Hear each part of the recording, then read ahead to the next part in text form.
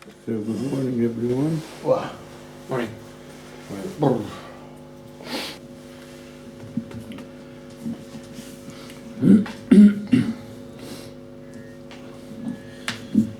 To continue with the Maral concerning the significance of Chanukah, so he explained that the Hellenistic Empire, which produced a great civilization,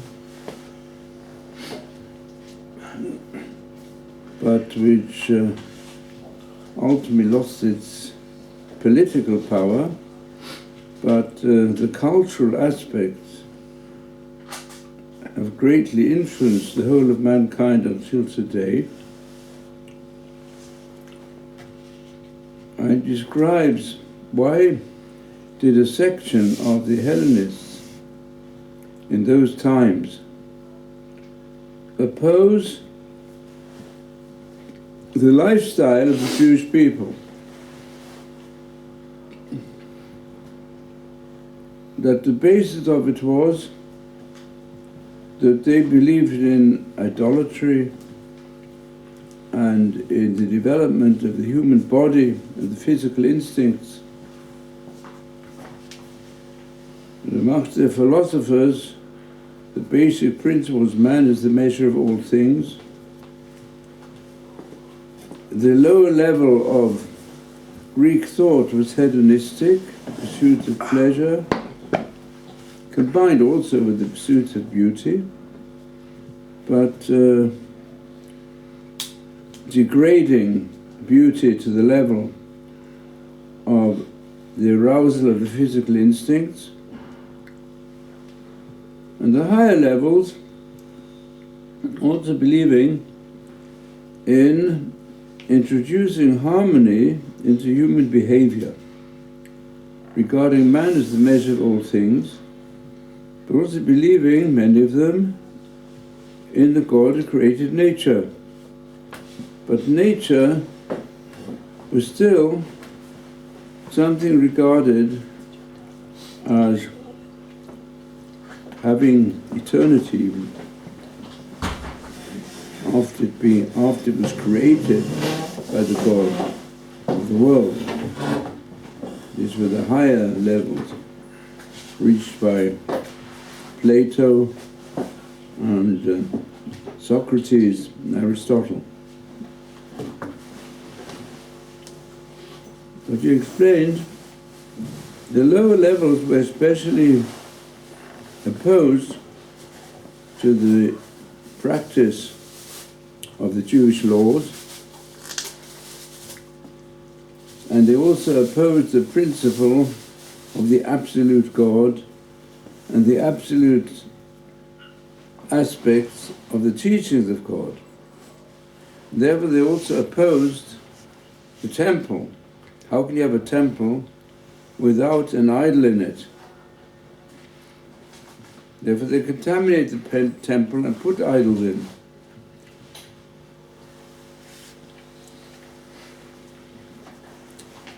So he analyzed this a little bit further according to the principle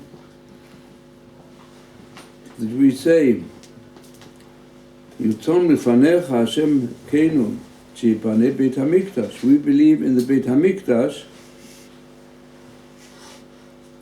which has the Shekhinah, the divine presence, where human beings can enter to some extent in the dimension of recognizing the transcendental God, the absolute spiritual power of God. That's why you can have no images. And to understand all the objects which are brought to participate in the service of the temple, that they teach us how to dedicate our lives and our material self to the worship of the invisible God.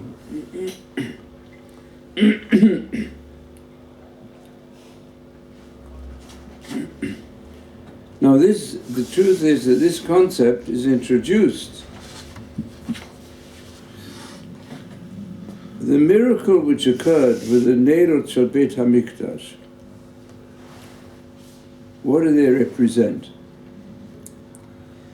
First, what was the miracle? We know that there was only one jug of pure oil that was found when the Maccabees wanted to rededicate the temple to Hashem, and that one jug of pure oil which had on it the seal of the high priest was a symbol of the family of the high priest, the Maccabees, who were descendants of Matityahu ben Yochanan Kohen Gadol, descendants of the high priest. And it was their courage, their dedication to Hashem, that started with a small group. As it says in the book of the Maccabees, that when most of the Jews were either being tortured and killed for preserving the observance of the mitzvot, and very many of them, they assimilated to the Greek ways and participated in the sports, some which were cruel, others were to worship, as it were, the human body, the nude sports. And they became assimilated, and they followed the ways of the Greeks. So these are the words from the book of the Maccabees, that says, Yo, son Yehuda, they arose and they said, even if all the other groups will follow the ways of these cruel tyrants, it will I and my family and all those that will join me, we will battle for our faith and for our land, and remain faithful to the faith of our fathers. Just want to say, by the way, I cannot forget the time of the Blitz in England, where England was alone. Neither the Americans nor the Russians had joined the opposition against the Nazis, and the Nazis were progressing fast, conquering France, and bombing London and the whole area with the Blitz. And my father, Lava Shalom, he had his business in the center of the city. Of course, we tried to listen what's going on with the radio. At night we had to keep, Chanukah time was. It was forbidden to have any lights showing because of the constant bombers. We had to always have, if we had any light in the house, we had to put black shutters on the windows. And Churchill spoke.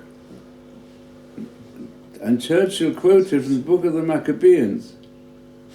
He said, if the Maccabees would have given in to the cruel tyrants that were conquering the Jewish people and fighting against the faith of the Jews, he said, then today there would be no morality in the world. Because if they had given in, it would have been the end of the Jewish faith, because either the Jews were killed or they had to leave their faith. That was part of the torture. And anyone who taught the Torah was arrested, or people who wanted one of the leaders, they gave him the choice either to eat pig, pork, or otherwise they would kill him. if they would have given up their faith, then there would have been no Christianity, no Islam, no moral principles would have become known in the world. So he compared it to the present situation. They had the courage, as a small group, to battle against the forces of darkness and evil. So also we today, he said, in the speech, you can look it up, his famous speech, and he said, he took the example of the Maccabees to give inspiration to the small group of Great Britain with their soldiers and their weapons to fight against the axis of evil, he turned the Nazis. And it was a very difficult period. But Great Britain, led by, and Churchill even, he was a great believer that God is with those who want morality and not with the evildoers, as he describes in his memoirs. He saw many miracles, which ultimately brought victory against them. And it's important today because today, unfortunately, the Nazi approach has been in some areas intensified through its combination with the in some ways even more extreme cruelty of the distortion of the true teachings of God for mankind. And it's threatening to bring Europe back to a barbaric situation unless the Western world will wake up to the threats that exist today. Because today there's, from this angle, unfortunately, weapons that did not exist in those days, which the Nazis were trying to produce as quickly as possible, but they were outdone by the Allies, Baruch Hashem. So this is represented by the menorah. Which way? The miracle of Chanukah did not begin in the time of the Maccabees, the main miracle.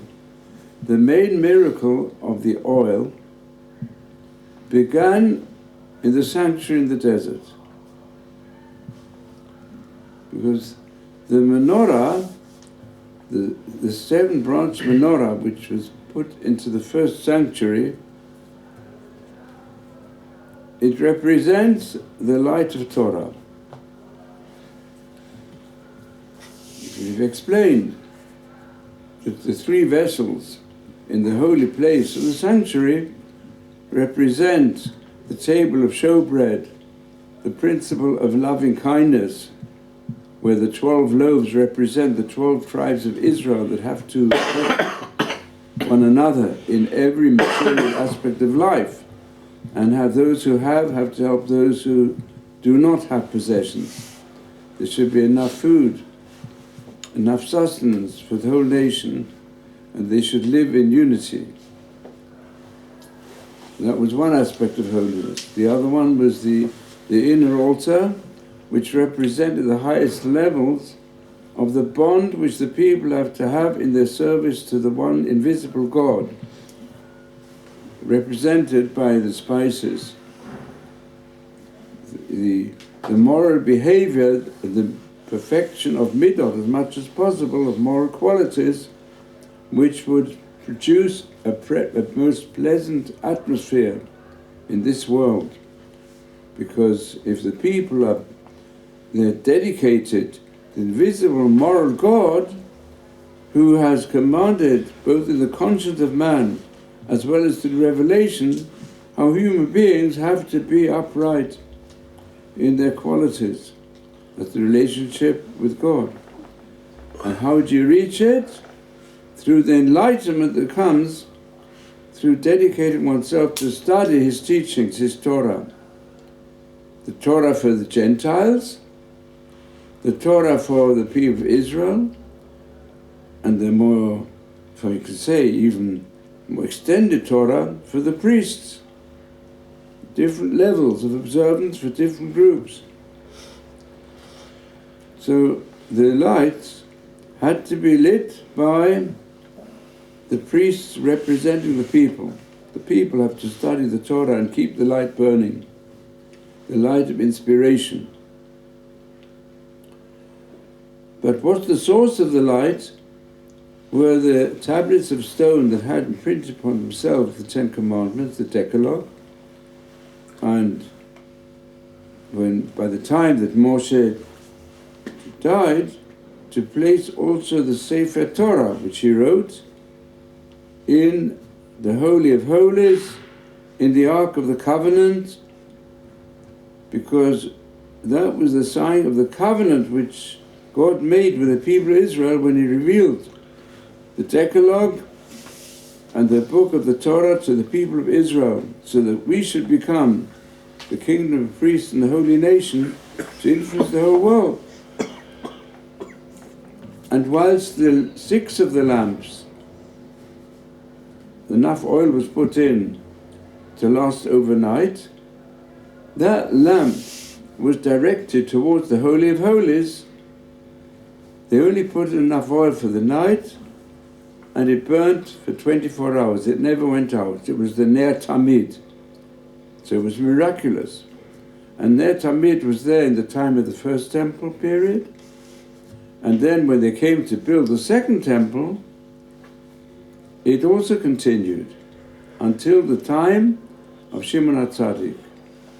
Shimon HaTzadik was the last high priest who was able to preserve the holiness of the temple and also of the people without it being contaminated by the corrupt Hellenism. And Ibn Alexander the Great recognized the greatness of the temple and the priesthood. So until that time, it kept on burning. So this was a miracle. There wasn't enough oil in, but it burned for 24 hours instead of just for overnight. Went on burning, Ner Tamid. But it became extinguished when the Maccabeans, this one jug of oil, lasted, instead of 1 day, lasted for 8 days. So it was really a replica of the miracle of the Ner Maravi. It's called the Western lamp, because it was faced towards the west, towards the hidden Holy of Holies. So the symbol of all this, it's all a deep symbol. Demonstrate what it says in one of the last prophets, who also witnessed the beginning of the Second Temple period, called Zechariah. And in a prophetic vision, it was a time when it was not easy for Ezra, Nehemiah, and Zerubbabel, who was the political leader, to establish the Second Commonwealth. Because although originally the Emperor of Persia, he gave support, but there were groups of the Samaritans, of Kutim and others, who tried to stop it. And also we know Haman tried to stop it, the rebuilding of the temple. And it was very difficult. In a prophetic dream he was told, how will the Second Temple period survive? How will the Jewish people survive through all the difficulties that seemed to be there right from the start? So he was shown a golden menorah of 7 branches, and it was not quite clear what this menorah represented, because the menorah was connected to an olive tree, which by it seemed to produce constant flow of olive oil to keep the lights burning. So what did it represent? So he was told a very important verse. Lo v'chai v'lo b'koach ki beruchi. That's what it means. You shouldn't think that you, the little people of Israel, and initially only 40,000 olim, immigrants came from Babylon to establish the second commonwealth, then a few more added, but it was a very small group. They defend themselves according to the records to armies that were stronger than they, and also there was, as it were, they felt how we'll be able to manage with the constant changes that take place. I mean, when Haman took over, more or less, even the policy with regard to the Jews from Achashverosh, and later on also when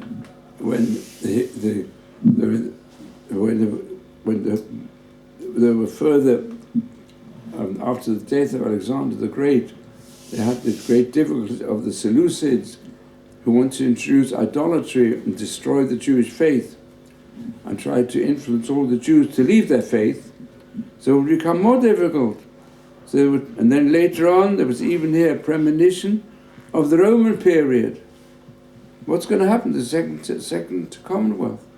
So he was told, do any of you know? Lo v'chayil, lo v'choach ki beruchi. Neither with strength nor with power, but with my spirit, says Hashem. So in other words, the spirit of Hashem represented by the constantly burning light, that will survive. And that was the miracles of the Chashmonai. So therefore, the Marale continues. He says, we have therefore the miracle which existed even with the 7 lamps. And on Chanukah, there was added for the celebration another lamp, because the one jug they found was enough for one night, and it burned for 8 days. What lies behind this? Even those episodes which are described in the oral tradition and described also in the prophets, they have a deeper aspect to them. So he says, what's the significance? We know throughout the Torah the significance also in numbers. So he says that why was the miracle for 8 days? To demonstrate the level of the 8, which is greater than the level of the 7. And we explained where is this shown. It's shown in the 19th chapter of Tehillim, where it says, to recognize God as the creator of the world, which is harmonious. That's the concept of 7. The concept of 8 is the power of the Torah, which is the way in which God reveals himself as the transcendental power. He is the next octave, as it were. It's the 8th dimension, which is beyond the 7th dimension, which is represented in 19th chapter, Hashemayim Esrabim Kvod Eil, the 7 verses which describe revelation of God in nature. It goes over Torah Hashem Temima, Meshivat Nefesh, but the Torah of Hashem is perfect. It brings back the soul power. Because these 7 verses represent this world. How you can know God's existence from nature of this world. The Torah is beyond this world. Because the Torah represents the divine transcendental dimension of the absolute God who has produced the absolute power of the Decalogue, was revealed at Har Sinai, which contains the roots of the whole Torah and which refers to absolute morality.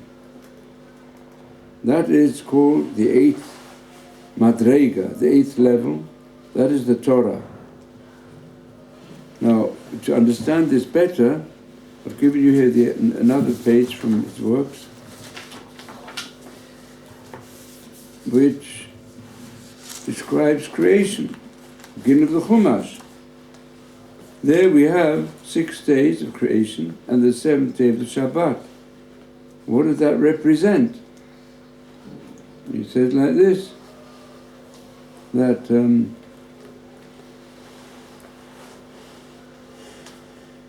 we should know that the deeper significance of man is he's able to reach God's power over the world through investigation of nature. That is the concept of Teva. Teva comes from the same root as the matbeya, the stamp of God, is the Teva. And the Teva is represented by the name Elokim. And the Elokim, Eile are all the phenomena that people see, these, and Yud Mem, if you reverse it, is me. Anyone who asks, what is the world, and investigates it through the telescope, even the most advanced one, or through the microscope, so you can see enormous number of planets and stars and galaxies in the wide universe, and at the same time through the microscope you can see that the whole of the material world and all its elements are made up of energies which can be explained and measured in 2 ways, 2 different ways, which are both correct. It's produced the quantum theory. That means it's the enormous macrocosm and the minute aspects of the microcosm. That's when you ask, what is this world? The moment you ask, who is this world? That's why Shai says, lift up your eyes upon high and see mi vara eile. So they say, mi vara eile is Elohim. Eile is these, and me when you ask the question, who? Who has designed this universe? There must be a designer, because if you find under the microscope, and you find also, if you analyze raindrops or snowflakes, you find each one has a particular characteristic. Who can produce such things? So therefore scientists today are frequently the strongest believers in the existence of the divine designer, who's also a divine mathematician. Because if you go and analyze what's going on in the laws of nature and the wisdom of nature, it's so enormous, there must be a wise mind behind everything on the highest level. And science is trying to take out wisdom that can be used by human beings to develop also technology to its highest level. So this is described in the 6 days. When you come to the 7th day, so it says in the Chumash, that's when we stop with the Malacha and we enter the dimension of God's power. The 7 is the concept, you can't explain it just with Ma. Who's the me, you find out on the Shabbat. The Shabbat is the 7th. And when we find the 7th concept of 7 enters into so many aspects of nature, in many different ways, and 7 also represents harmony from the point of view of what philosophy, epistemology. Epistemology tries to understand the process of human thought. You want to understand the relationship between the abstract and the concrete. So the concrete world is 3-dimensional. 3-dimensional means 6 directions. The concept of the 6 days of creation corresponds to 6 directions. The abstract is the way in which we understand in our mind, it's the mind quality, to use our senses that we have, together with the mind to construct the true picture of anything. It's the mind of man that creates this is a concept developed primarily originally by Plato, but extended throughout the philosophical discussions. Now, through the human mind you construct the true understanding of the world of nature, because you connect together all the diverse elements. You see they have a design, and the design you see in your mind. Even the simple aspect, as I've described before, let's say of the table, it's got 3 dimensions, but you know what you see with your eyes is not the true table. The true table is when, with your mind, you take together all the different elements, what you look around from all sides, you join it together in your mind. So similarly, there's the mind of the universe. With the scientists today, they say, science tries to understand the mind of the universe. They want to get to the 7th dimension, as I described also yesterday in different ways. But then comes, what are the last words of the Master Bereshis? Asher bara Elokim la'asot. Hashem created the world, it should become completed. So, how does it become completed? Through the 8th dimension. That means the 8th dimension is to fulfill the will of the transcendental God. God who is absolute above nature. Is supernatural. So he says, the whole of the work of the days of Bereshit, you find this here in the last column, on the page that I've given you.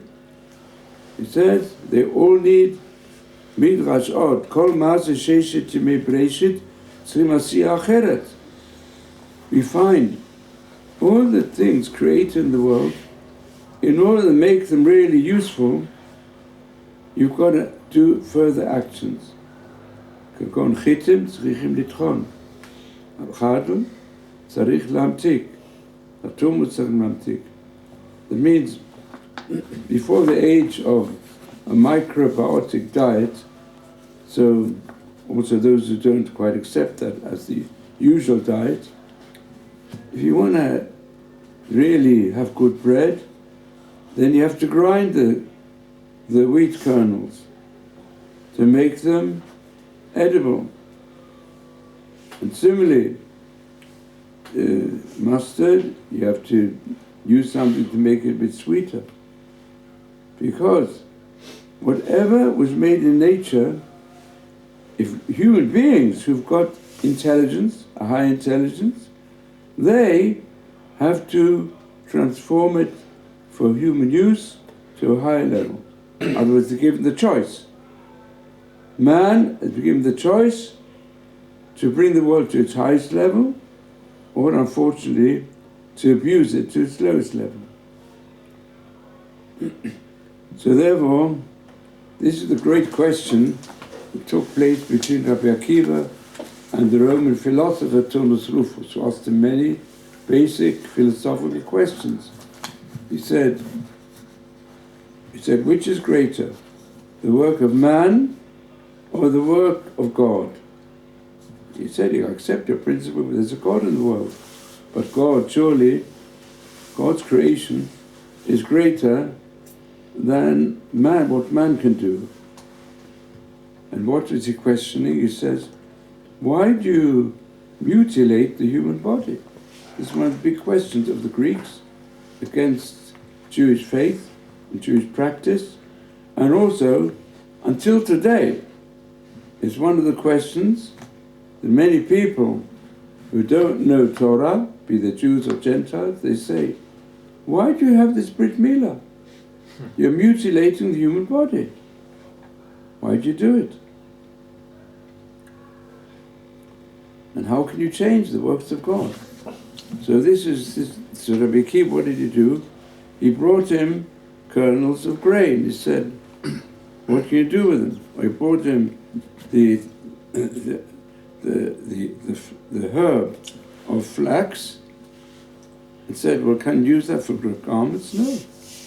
The herbs of flax, you've got to beat them, you've got to then crush them down, then you've got to comb them till you can produce linen thread. To produce linen, you need to work on it. To produce bread, you have to work on the grains. To produce holiness, man has to perfect himself. And the world is not entirely perfect. God has made man his partner to perfect the world. And that's the significance of meal on the 8th day. Because the 8th day brings you to recognize the covenant with God as being the condition that we're here in this world not to just do what comes naturally, which is one philosophy, and says, if you've been given organs, just use them naturally. Just the animals do. You can also use it naturally. No, man's got to do things according to his high intelligence, the moral intelligence. He shouldn't allow his instincts. It says, doing what comes naturally, go and follow. Why shouldn't you follow lust if you enjoy it? Why shouldn't you have free love if you enjoy it? No, the Torah says, no, you've got to control it. Why shouldn't I just eat whatever I want, whenever I want? No, you've got to control it, according to a higher seichel. That's the concept of accepting the word of God in order to perfect the nature of man and the nature of the world. But no, it's time for one question. Can I allow someone else to ask a question today? Okay. Because yesterday I spent most of the whole year answering your question. Just an aside, it would seem that the miracle was finding even one vial, not just burning for 7 days, and that the Greeks were negligent in cleaning out the temple. However, that was just an aside. Don't quite understand. What's the question? The question. Okay. I'm saying that the miracle really is finding one vial, not just it burning for 7, the fact that there was even one vial to be found. It was a miracle. But that's just an aside. Yeah. Corroboration. What does Greek history say about the Maccabean period? There must be a record, and I'm not sure you know, in Greek history to explain what happened, the revolt, that they were overthrown. Yes. Few against many. Look, there are 4 books of the Maccabees, and 2 of them, the earliest versions, are just translations from the Greek. They're written by the Greeks. But they're translated. You'll find them in the books of the Apocrypha. It's called in Hebrew, it's Sefarim Chitzoniyim. So they're complete records, which fill in many gaps of what the Midrashim tell us. They are altogether 4 books of the Maccabees. But the truth is, there are 4 books of the Maccabees in the Apocrypha, but aside from the Apocrypha, there's also Megillat Antiochus, which where we have it in Hebrew. Some say the Hebrew is the original, some is also translated from the Greek. So we have actually another report. Then we have also a strong report in the works of Josephus, the Jewish historian Josephus, but he, in his history, made maximum use of Roman and Greek versions of what has happened in history. You'll find a lot in Josephus. If you want just an outline where it gives just basic statements of the Greeks, which have to do also with relationship with the Maccabeans, it's downstairs now. The book, the Mitzvah Candle, which I left here, gives a bit of an introduction. in the preface, Mikra Candle, so this of Shlomo Malin, he brings quite a few Greek sources, and if you can follow those up as well, because he doesn't really elaborate sufficiently to fill in all the gaps. But there's a lot of literature. We've got here quite a few books on Jewish history.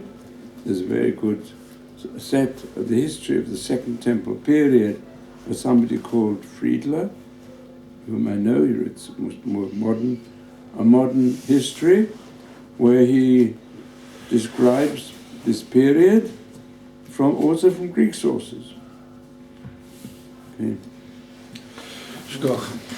So the Greeks openly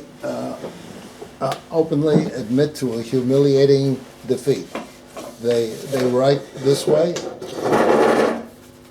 that few conquered many. Oh yeah. Just few nations will write about negative aspects of their history. Yeah, like America. Well, all the Greek works, they speak about the division. Ptolemy was very tolerant. The Ptolemy had his center in Egypt, and he was very tolerant to the Jews. Okay. And the Jews, there's a special history there as well. The Jews, Alexandria and surrounding places, they even made a type of temple, a Jewish temple, in Egypt.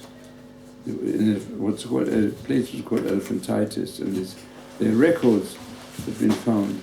The letter of Aristias, it was written in Greek, which has to do with the Jewish temple. It was like a Jewish synagogue, but they tried to make it like the temple. And Alexandria had a very big Jewish population, and the Ptolemies were they followed, let's say, the good view of Alexander, of the Jewish people. They helped the Jews, very tolerant of them, and they had philosophical discussions with them. Because they had the Septuagint. Ptolemy had the biggest library in the ancient world, including also Jewish books translated into Greek. Thank you. Okay.